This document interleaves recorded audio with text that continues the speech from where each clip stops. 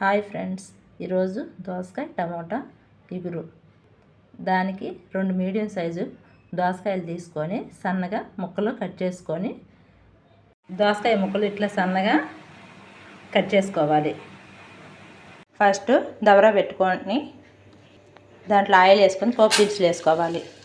అవి చిటాపట అనేటప్పుడు చున్నీలపై వేసుకోవాలి. నెక్స్ట్ కరివేపాకు, నెక్స్ట్ ఉల్లిపాయ, పచ్చిమిర్చి, తాలింపు బాగా తిప్పుకోవాలి. తాలింపు వేసిన తర్వాత టమాటా వేసేసుకోవాలి. టమాటా బాగా మగ్గిన తర్వాత దోసకాయ ముక్కలు, నెక్స్ట్ దోసకాయ ముక్కలు వేసేసుకోవాలి. ఇప్పుడు మొత్తం ఒకసారి ఇట్లా కలబెట్టుకోవాలి.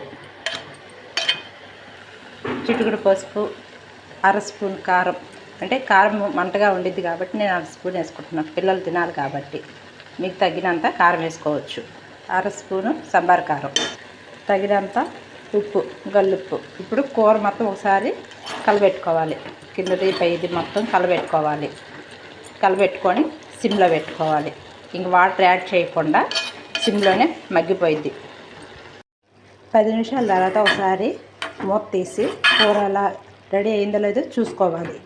నెక్స్ట్ లాస్ట్గా కొత్తిమీర మేతి 2 వేసేసుకొని దించేసుకొని సర్వింగ్ బౌల్లో సర్వ్ చేసుకుంటే